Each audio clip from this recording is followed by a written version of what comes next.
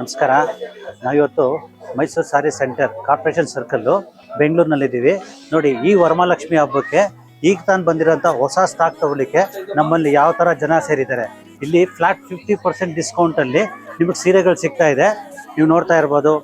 ನಿಮಗೆ ಯಾವ ರೇಂಜಲ್ಲಿ ಸಾರಿ ಬೇಕೋ ಎಲ್ಲ ರೇಂಜಲ್ಲೂ ಸಾರಿ ಸಿಗುತ್ತೆ.